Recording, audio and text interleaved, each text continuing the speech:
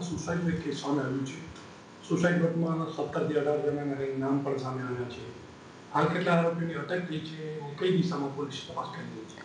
તાજેતરમાં જ આદિપુર ખાતે રહેતા દીપેશ ત્રિપાઠી દ્વારા પોતાના ઘરે એક સુસાઇડનો પ્રયાસ કરેલો અને જે દરમિયાન એમનું મોત પણ નીપજેલું.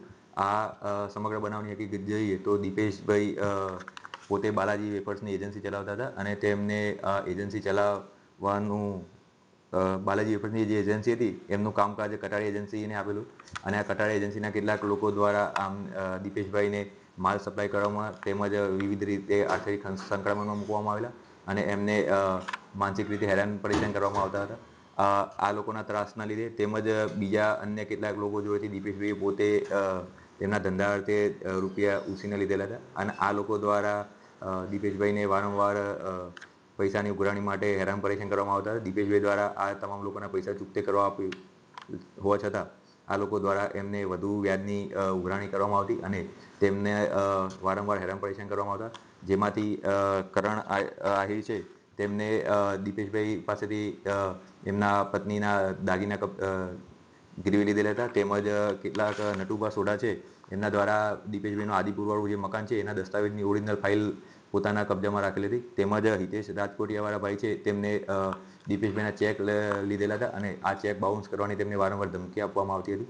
તેમજ પ્રકાશભાઈ મોદી દ્વારા દીપેશભાઈને એક લોન કરી આપવામાં આવે અને લોનના કમિશન ની રકમ નહીં પરંતુ લોનની અડધી રકમ પોતે કમિશન પેટે રાખેલી હતી અને અડધી રકમ આપેલી હતી, જેના લીધે પણ દીપેશભાઈને પોતાના ધંધો ચલાવવામાં આર્થિક સંકળામણ ઊભી થતી હતી. આ તમામ લોકોના ત્રાસના લીધે દીપેશભાઈ દ્વારા સુસાઇડ કરવામાં આવેલ અને તેમને પોતાની સુસાઇડ નોટ અને પોતાના ફોનમાં બનેલા વિડીયોમાં આ તમામ લોકોના ત્રાસ વિશેનો પોતે ઉલ્લેખ કરેલો.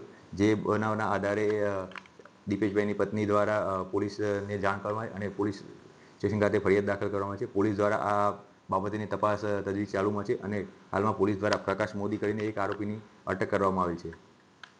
હવે કઈ દિશામાં તપાસ કરવામાં આવી છે બાકીના આરોપીઓ? પોલીસ દ્વારા આ જે એમના સુસાઇડમાં નોટમાં અને જે વિડીયોમાં જે બી ઉલ્લેખ છે અને ફરિયાદમાં જે 20 માણસોના નામ છે એ તમામ આરોપીઓની તપાસ ચાલુમાં છે અને જે એમને ફરિયાદમાં જે રીતે ઉલ્લેખ કરેલ છે એ તમામ દસ્તાવેજો અને તમામ પુરાવાઓની તજવીજ ચાલુમાં છે.